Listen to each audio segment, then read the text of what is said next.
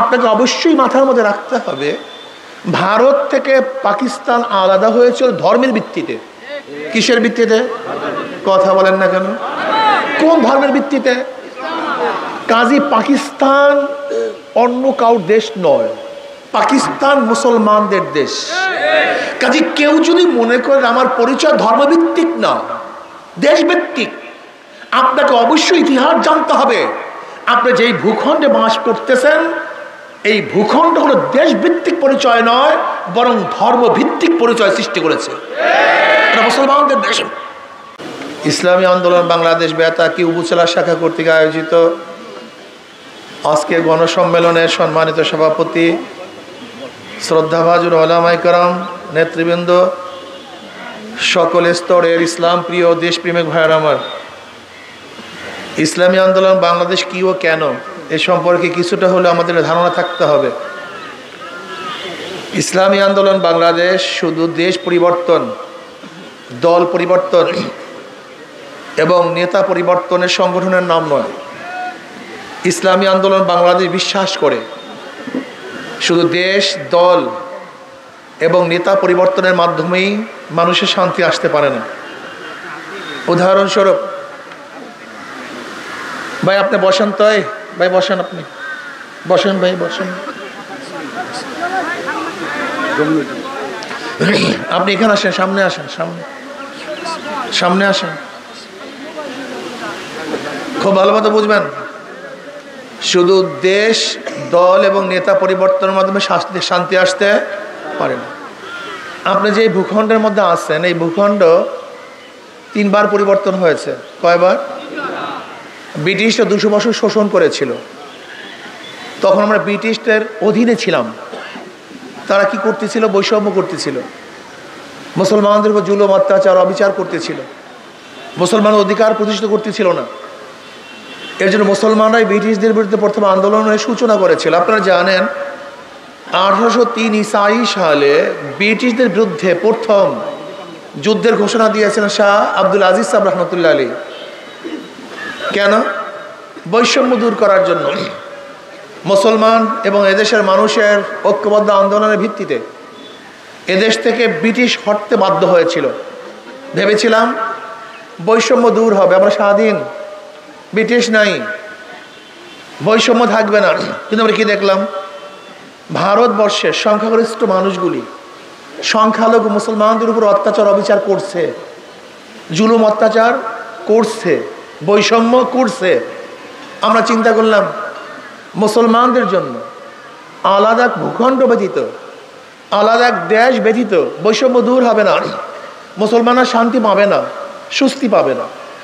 এর জন্য মুসলমানদের আন্দোলনের কারণেই 47-এ আমরা পাকিস্তান নামক একটা দেশকে স্বাধীন করেছিলাম। সে পাকিস্তান কেন স্বাধীন হয়েছিল? ভৌগোলিক কোনো কারণে নয়, রীতির কারণে নয়, ভাষার কারণে নয়। আপনাকে অবশ্যই মাথার মধ্যে রাখতে হবে, ভারত থেকে পাকিস্তান আলাদা হয়েছিল ধর্মের ভিত্তিতে।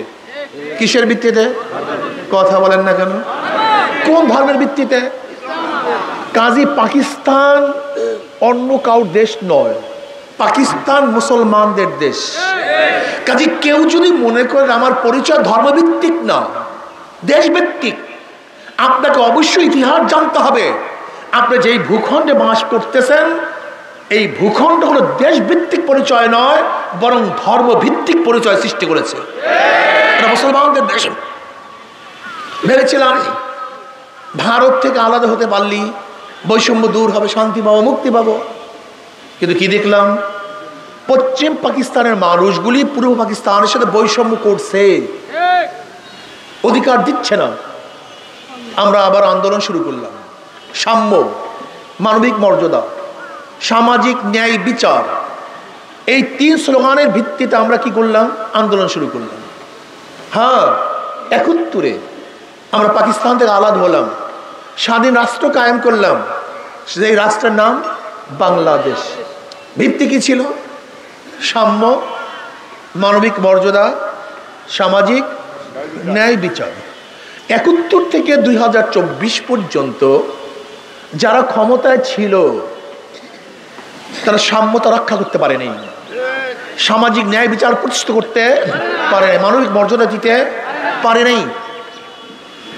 যারা দলীয় তারা চাকরির হার, যারা দলীয় তাদের পেটে ক্ষুধা নাই, যারা দলীয় তাদের বস্ত্রের কোনো অভাব নাই, যারা দলীয় তাদের সিঙ্গাপুর থাইল্যান্ডে চিকিৎসার ব্যবস্থা, কিন্তু যারা দলীয় না তাদের চাকরির ব্যবস্থা নেই। তারা অনাহারে মরছে, তারা খোলা আকাশে নিচে ঘুমাচ্ছে। যারা দলীয় না একটা প্যারাসিটামল ট্যাবলেটের জন্য কাট পাচ্ছে হাজারো মিসকিন, এতিম, গরিব, দুঃখী মেহনত মানুষ আজকে রাস্তায় ডাস্টবিনে কুকুরের সাথে এক মুঠা খাদ্যের জন্য লড়াই করছে। তার মানে যে সাম্যতার জন্য আন্দোলন করেছিলাম, সংগ্রাম করেছিলাম, সেই সাম্যতা নেই। আজকে কুকুর করে শ্রদ্ধা করে, সম্মান করে, নিজের হাতে খালা তুলে দেয়, কিন্তু আশরাফুল মাখলুকাত মানুষ সন্তান করে শ্রদ্ধা করে না, সম্মান করে না, মানবিক মর্যাদা দিতে পারে না। ওরা দল করলে, হাজারো খুন করলে ওরা খোলা আকাশের নিচে বুক ফুলিয়ে হাঁটে। আর যদি দল না করেন বিনা অপরাধে জেলখানায় ধুকে ধুকে মরতে হয়, আপনাকে আয়না করে থাকতে হয়, ফাঁসি কষিয়ে ঝুলতে হয়। সামাজিক ন্যায় বিচার প্রতিষ্ঠিত করতে পারেনি। আবার 2024 5ই আগস্ট এই অন্যায় জুলুমের বিরুদ্ধে, বৈষম্যের বিরুদ্ধে আন্দোলন শুরু হয়েছে, ছাত্র আন্দোলন শুরু করেছে, জনতারা যোগ দিয়েছেন। সেই জনতার কাতারের মধ্যে আমরাও ছিলাম। ইসলামী আন্দোলন বাংলাদেশ ব্যানার নিয়ে ঝাঁপিয়ে পড়েছিল। আমাদের জীবনের মায়া ত্যাগ করে রাজপথে ছিলাম। বলেছিলাম আগামী 5 তারিখ ওই জনগণের গণভবন জনগণ দখল করবে। আল্লাহকে কৃষ্ণা বলেছিলাম 4 তারিখ, কিন্তু আল্লাহ পাক সেই 5 তারিখ সেটা বাস্তবায়ন করেছেন। এক বছর আগে আঘাত করেছিল, মাত্র 1 বছর আগে বলেছিলাম আল্লাহ এই 2 চোখে যে মোদের পতন দেখি, 1 বছর আগে। আর আল্লাহ পাক সেই 1 বছর পরে সেটা বাস্তবায়ন করছেন। এটা আল্লাহ পাকের কৃষ্ণা, এটা আমার কারণে নয়, এটা আল্লাহ পাকের কৃষ্ণা। জালেম থাকতে পারে নাই, জালেম থাকতে পারে নাই। ভেবেছিলাম এবার বৈষম্য থাকবে না, জুলুম থাকবে না, অত্যাচার থাকবে না, অবিচার থাকবে না, ব্যবসায়ীরা ব্যবসা করবে নিরাপদে, কেউ চাঁদা দাবি করবে না, একজন চাকরিজীবী তার যোগ্যতা অনুযায়ী পদোন্নতি হবে, কোনো টেলিফোনের প্রয়োজন হবে না, একজন বিচারক কাউর দিকে দৃষ্টি করে রায় লিখবে না, বরং নিজের যোগ্যতা অনুযায়ী আইন অনুযায়ী রায় লিখবে। ভেবেছিলাম মানুষ রাস্তাঘাটে নিরাপদে চলাফেরা করতে পারবে, যেখানে থাকবে না জুলুম, অত্যাচার, অবিচার, দুর্নীতি, সমস্ত মানুষ তার অধিকার নিয়ে বাঁচতে পারবে। কত আশা নিয়ে আন্দোলন করেছিলাম, কিন্তু 5ই আগস্টের পরে আবারও দখলদারি, আবারও চাঁদাবাজি, আবারও জুলুম, আবারও অত্যাচার, আবারও অবিচার, আবারও ঢাকা ইউনিভার্সিটির নির্বিচারে হত্যা। এই দেখার জন্য আন্দোলন করেছিলাম না, আমাদের আন্দোলন সাকসেস হয়নি। আমরা আমাদের ভাগ্যের পরিবর্তন করতে পারিনি। এর কারণটা ভাইয়ার আমার, আমাদের শায়খ মুর্শিদ নব্বরাল্লাহ মারকাদা অনেক আগেই বলে গিয়েছেন, মাদার গাছ লাগিয়ে আমের আশা করা যায় না, তেঁতুর গাছ লাগিয়ে মিষ্টি ফলের আশা করা যায় না, চোর ডাকাত বদমাশদের মাধ্যমে চুরি বন্ধ হয় না, দুর্নীতিবাজের মাধ্যমে দুর্নীতি বন্ধ হয় না। আমি বারবার বলি, একজনের নাম এ, একজনের নাম বি, একজনের নাম সি, এও চোর, বিও চোর, সিও চোর। ক্ষমতা আছে এ, সে কি করবে? হটাও ই, আন্দোলন সংগ্রাম, বসাও বি, সে কি করবে? হটাও বি, বসাও সি, সে কি করবে? দল এবং নেতার পরিবর্তন হয়েছে, নীতি আদর্শ পরিবর্তন হয়নি। ওসি সাহেব চলে যান, কিন্তু ঘুষ সাহেব চেয়ারেই বসে থাকেন। ইউনু সাহেব চলে যান, দুর্নীতি সাহেব সেখানেই থাকেন। ডিসি পরিবর্তন হয়, এসপি পরিবর্তন হয়, চেয়ারের লোকগুলি পরিবর্তন হয়, কিন্তু দুর্নীতি সাহেব কথা বলেন না কেন? এর কারণটা কি? এর কারণটা কি? শুধু ব্যক্তি দল পরিবর্তনের মাধ্যমে শান্তি আসতে পারে যতদিন পর্যন্ত নীতি আদর্শ পরিবর্তন না হবে। এই যে আমাদের শায়খ মুর্শিদ বলছেন, শুধু নেতা নয়, নীতির পরিবর্তন চাই। শুধু নেতা নয়, কি পরিবর্তন চাই? নীতি পরিবর্তন। ইসলামী আন্দোলন কেন করবেন? কারণটা কি? ইসলামী আন্দোলন করবেন ধর্মীয় দৃষ্টিকোণ থেকে কেন করবেন? কিয়ামতের ময়দানে হাজারাই নানান কেন? কিয়ামতের ময়দানে হাজারো মুসল্লি দেখবে লক্ষ লক্ষ ব্যারেল মদের গুনাহ, লক্ষ লক্ষ জেনার গুনাহ, লক্ষ লক্ষ সুদ ঘুষের গুনাহ। আল্লাহ আমি কোনোদিন মদ পান করি নাই, এত মদের গুনাহ আসলো কোথার থেকে? আল্লাহ বলবেন আমি জানি তুই মদ পান করস নাই, কিন্তু যাদেরকে ভোট দিয়ে মদের আইন পাশ করার সুযোগ করছো, ওই কপাল পরা তুই ভোট না দিলে সংসদের মধ্যে মদের আইন পাশ করতে পারতো না। কাজে তোর ভোটের মাধ্যমে মদের আইন পাশ হয়েছে, কিয়ামত পর্যন্ত যত মানুষ মদের চুমুক দিবে তোর আমল নামে ওই পরিমাণ গুনাহ লিখতে থাকবে। হাজারো মুসল্লি দেখবে হাজার হাজার ধর্ষণের গুনাহ। আল্লাহ আমি তো কোনো মেয়ের দিকেও তাকাই না, আমি তো চরমনায়ের মুরিদ, শশীনার মুরিদ, আমি তো তবলিগ, এত জেনার গুনাহ কোথার থেকে? আল্লাহ বলবে যাদেরকে ভোট দিয়ে জেনার আইন পাশ করছো সংসদে, ওই সব গুনাহ তোর আমল নামে। এত দুর্নীতি, তুই ভোট না দিলে এত দুর্নীতি হতো না, সব তোর নামে, তোর আমল নামে। যারা ইসলামকে বিশ্বাস করেন, আল্লাহকে বিশ্বাস করেন, কোরআন ও হাদিসকে বিশ্বাস করেন, আপনাদের অনুরোধ করো কোনো অবস্থাতেই ইসলাম বিদ্বেষী কোনো ব্যক্তিকে সাপোর্ট করা যাবে না, তাদের দল করা যাবে না। আপনার নবীকে কথা বলেন না কেন? জনাবে মুহাম্মদ রাসূলুল্লাহ প্রত্যেকটা নবীর উম্মত নবীর আদর্শ বাস্তবায়ন করে। নবীর উম্মত কার আদর্শ বাস্তবায়ন করে? তা আপনি যে গণতন্ত্রবাদ বাস্তবায়ন করতে চান, আব্রাহাম লিঙ্কনকে আপনার নবী, সক্রেটিস আপনার নবী, প্লেটো আপনার নবী, অ্যারিস্টটল আপনার নবী, মন্টেস্কো আপনার নবী, তা আপনি তাদের আদর্শ বাস্তবায়ন করতে চান কেন? কারণটা কি? হ্যাঁ, আপনি গণতন্ত্র ডেমোক্রেসির প্রবক্তা, সে কি আপনার নবী? সেকুলারিজমের যারা প্রবক্তা তারা কি আপনার নবী? যদি তারা আপনার নবী না হয়ে থাকে তাহলে আপনি কিভাবে তাদের আদর্শ বাস্তবায়ন করতে চান? না, আমার নবী জনাব মুহাম্মদ রাসূলুল্লাহ সাল্লাল্লাহু আলাইহি ওয়াসাল্লাম, আমি তার উম্মত। আমি আমার নবীর আদর্শ এবং নীতির বাহিরে কারোর নীতি আদর্শ বাস্তবায়ন করতে পারি না। তা বলতে পারেন হুজুর হিন্দুরা কেন করবে ইসলামী আন্দোলন, খ্রিস্টানরা কেন করবে? দুনিয়াতে শান্তি পাওয়ার জন্য, মুক্তি পাওয়ার জন্য। ইসলামের বাহিরে কোনো নীতি আদর্শ কাউকে শান্তি দিতে পারে, মুক্তি দিতে পারে? পারবে না, সম্ভব না। আপনারা দেখেছেন 5ই আগস্টের পরে বাংলাদেশের প্রায় হিন্দুদের মন্দিরগুলো কারা পাহারা দিয়েছে? ইসলামী আন্দোলন বাংলাদেশের লোকজন, এদেশের মুসলমান, আলেম ওলামা। শুধু কি তাই, আমার কাছে বহুত জায়গায় টেলিফোন আসছে, হুজুর অমুক হিন্দু বাড়িতে আক্রমণ হতে পারে। আমি আমাদের লোকজনকে বলছি যাও সেখানে পাহারা দাও সারা রাত্র। হিন্দু বাড়ির গেটের দারোয়ানি করছে ইসলামী আন্দোলনের সৈনিকরা, একটা দুইটা উদাহরণ নয়। 5ই আগস্টের পরে আপনি কি জানেন হাজারো পুলিশ লাইন পাহারা দিয়েছে ইসলামী আন্দোলন বাংলাদেশের নেতা এবং কর্মীরা, ঘুমাতে পারে নাই। যখন 5ই আগস্টের রাত্রে প্রেসিডেন্ট হাউসের মধ্যে বৈঠক হয়েছিল, আমি তখন প্রস্তাব দিয়েছিলাম আমাদের ফার্স্ট হলো সেফটি। এখন বাংলাদেশের সবচেয়ে বেশি প্রয়োজন সেফটি, সবাই নিরাপত্তা প্রদান করতে হবে। এক আন্দোলনের পরে মানুষের ভারসাম্য ঠিক থাকে না, দেশের ভারসাম্য ঠিক থাকে না, নিরাপত্তা প্রদান করতে হবে। এইটা প্রথম ফার্স্ট আমাদের কাজ। ইসলামী আন্দোলন বাংলাদেশে নিরাপত্তার ব্যবস্থা করেছে। ইসলামী আন্দোলন বাংলাদেশে জুলুম করেন, অত্যাচার করেন, অবিচার করেন। ইসলামী আন্দোলন বাংলাদেশ শুধু মানুষের জন্য নয়, ইসলামকে শুধু মানুষের জন্য আল্লাহ পাক বের করেন নাই, উখরিজাত লিন-নাস, গোটা মানুষের কল্যাণের জন্য ইসলামী আন্দোলন বাংলাদেশ। শুধু মানুষ নয়, ইসলাম শুধু মানুষের কল্যাণের জন্য নয়, ইসলাম গোটা মাখলুকাতের কল্যাণের জন্য। ওমর ইবনে খাত্তাব রাদিয়াল্লাহু কি বলেছেন? আমার খেলাফতের আমলে যদি ফোরাতের কুলে একটা কুকুর না খেয়ে মারা যায়, কোথায়? ফোরাত কোথায়? ইরাকে। আর ওমর ইবনে খাত্তাব মদিনায়। তিনি কি বলেছেন? যদি ফোরাতের কুলে একটা কুকুর না খেয়ে মারা যায়, আমি ওমরকে জবাব দিতে হবে তোমার খেলাফতের আমলে একটা কুকুর কেন না খেয়ে মারা গেল? আপনি কি ভেবেছেন ইসলাম হুকুমত কায়েম হলে কি হবে জানেন আপনি? ইসলামী ফুভিয়া, মিডিয়া, শিক্ষা এবং সংস্কৃতি আপনার মধ্যে আমার মধ্যে ইসলামী ফুবিয়া ঢুকিয়ে দিতে সক্ষম হয়েছে।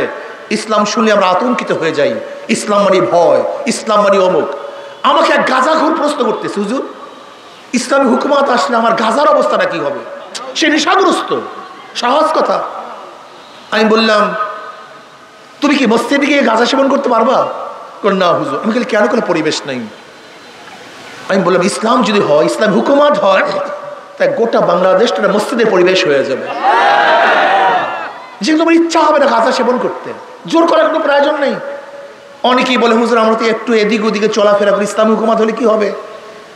আমি বললাম কোনো টেনশন করবেন না, আপনাকে কোনো প্রেশার ক্রিয়েট করা হবে না। লা ইকরাহা ফিদ্দীন, ইসলামের মধ্যে বাড়াবাড়ি নাই। ইসলাম আপনার জন্য এমন একটা সুন্দর পরিবেশ সৃষ্টি করবে, যেই পরিবেশের মধ্যে আপনি এমনিতেই ভালো হয়ে যাবেন, আপনাকে ভালো করতে বাধ্য করা হবে না। যেরকম এক নেশাগ্রস্ত মানুষকে রিহাবে যদি দেওয়া হয়, কোথায় দেওয়া হয়? রিহাবে যখন দেওয়া হয় এমনিতে কি হয়ে যায়? সে নেশা সেরে দেয়, আস্তে আস্তে সে ভালো হয়ে যায়। ইসলামী আন্দোলন বাংলাদেশ, ইসলামী হুকুমত যদি হয়ে যায়, তাহলে বাংলাদেশের এমন সুন্দর পরিবেশ হবে যে আপনার থেকে আপনি দুর্নীতি করবেন না, আপনার থেকে আপনি চুরি করবেন না, আপনার থেকে আপনি ডাকাতি করবেন না, অত্যাচার অবিচার করবেন না, জুলুম করবেন না। এমনি একটা পরিবেশ সৃষ্টি হয়ে যাবে, মানুষগুলো এমনিতেই ভালো হয়ে যাবে। কেন বুঝেন না? কোন মাসাদিকিন গাঁজাখোরের সাথে চললে গাঁজাখোর হওয়া যায়। আজকে পাশ্চাত্য দলগুলি, যেই দলগুলি আওয়ামী লীগ, অমুক বিএনপি, অমুক তমুক দলের মধ্যে একজন ফেরেশতা ঢুকলেও সেখানে খুনি হয়ে যায়। আবরার ফাহাদকে, বুয়েট ইউনিভার্সিটির আবরার ফাহাদকে কি হত্যা করেছে? সবচেয়ে বড় মেধাবীরা, ওরা খুব ভালো ছাত্র ছিল, কিন্তু এই দল করার কারণে ওরা ভালো ছাত্র নয়, ওরা ডাকাত হয়ে গেছে। জাহাঙ্গীর ইউনিভার্সিটিতে 100 ধর্ষণ করার পরে সেঞ্চুরি কে পালন করেছিল? ওই ইউনিভার্সিটির ছাত্ররা। ওরা ভালো ছাত্র ঢুকেছিল, ওই দল করার কারণে ধর্ষক হয়ে গেছে। আজকে টেন্ডারবাজি কারা করে, চুরি কারা করে, অবৈধ অস্ত্র নিয়ে কারা বহারা দেয়? আমার কোমলমতি ছাত্ররা, আমার ফুলের মতো ছাত্ররা, যাদের শরীরের মধ্যে, যাদের চরিত্রের মধ্যে কোনো কালি ছিল না, পবিত্র, এই পবিত্র মানুষগুলি ওই সমস্ত দলে যাওয়ার পরে ওরা বড় বড় আজাজির হয়ে যায়, বড় বড় শয়তান হয়ে যায়, নষ্ট হয়ে যায়, ধ্বংস হয়ে যায়। আর ইসলামী আন্দোলন বাংলাদেশ, ইসলামী ছাত্র আন্দোলন এমন এক সংগঠন যেখানে ঢুকবে খারাপ, বের হবে ভালো। আর ওই পাশ্চাত্য সংগঠনগুলি এত খারাপ, এত নষ্ট, এত নিকৃষ্ট, ঢুকবে ফেরেশতা, বের হবে আজাজিল। এই যে ইসলামী আন্দোলন বাংলাদেশ এমন এক সংগঠন নিজেকে পরিবর্তনের মাধ্যমে সমাজকে পরিবর্তন করতে চায়। নিজে পরিবর্তন হবেন না, নিজে চোর আর চুরি বন্ধ করবেন, নিজে ডাকাত আর ডাকাতি বন্ধ করবেন, নিজে দুর্নীতিবাজ দুর্নীতি বন্ধ করবেন না, হবে না। আগে নিজে বাঁচো, এরপরে বাঁচাও। কু আনফুসাকুম ওয়াহলিকুম নার, নিজেকে বাঁচো তারপরে বাঁচাও। আসুন আজকের থেকে নিয়াত করি, আজকের থেকে নিয়াত করি, আমিও বাঁচবো, সমাজকেও বাঁচাবো, আমিও ভালো হব, সমাজকেও ভালো করব, আমিও চুরি মুক্ত হব, সমাজকেও চুরি মুক্ত সমাজ উপহার দেব। আমি চাই আজকের থেকে আমাদের প্রত্যেকটা মানুষরা, প্রত্যেকটা কর্মী এবং নেতারা দাওয়াতি কাজে ঝাঁপিয়ে পড়বে, প্রত্যেকটা ঘরে ঘরে দাওয়াত দেব। হাত পাখে এমন এক প্রতীক, যারা নৌকা নির্বাচন করে তারা নৌকা চালাতে পারে না, যারা ধানের শীষে নির্বাচন করে নিজেরা ধান কাটতে পারে না, যারা নাঙ্গলে নির্বাচন করে নিজেরা নাঙ্গল বইতে পারে না, যারা কাঁচতে কুড়াল নিয়ে নির্বাচন করে নিজেরা লাকড়ি ফাটতে পারে না। ইসলামী আন্দোলনের প্রতীক এমন এক প্রতীক, যে হাত পাখা নিয়ে নিজে নির্বাচন করে সেও হাত পাখা চালাতে পারে, যারা নির্বাচন করে তারাও চালাতে পারে, পুরুষরাও চালাতে পারে, মহিলারাও চালাতে পারে, মুসলমানরাও চালাতে পারে, হিন্দুরাও চালাতে পারে, ধনীরাও চালাতে পারে, গরিবরাও চালাতে পারে। কারেন্ট ফেল করতে পারে কিন্তু হাত পাকা ফেল করে না। এই প্রতীক হলো শান্তির প্রতীক। এই প্রতীক কোন প্রতীক? শান্তি, সবার প্রতীক, এটা সবার প্রতীক। হিন্দু, খ্রিস্টান, বৌদ্ধ, ইহুদি, মুসলিম, ধনী গরিব, শিক্ষিত মূর্খ, রিক্সাওয়ালা, ঠেলাওয়ালা, কুলি মজদুর, নেতো, চাষি, ঋষি, সবার মার্কা হলো হাত পাখা। শান্তির প্রতীক হাত পাখা। আমি বিশ্বাস করি হাত পাখা যদি ক্ষমতায় যায়, যেরকম হাত পাখা মানুষকে শান্তি দেয়, হাত পাকা ক্ষমতায় গেলে গোটা মানুষের ইনশাআল্লাহ শান্তি পাবে, এটা আমার বিশ্বাস, কোনো সন্দেহ নেই। কিন্তু আজকের থেকে ইনশাআল্লাহ সব মার্কা দেখা শেষ, হাত পাকার বাংলাদেশ। আমরা সবুজ বাংলা দেখেছি,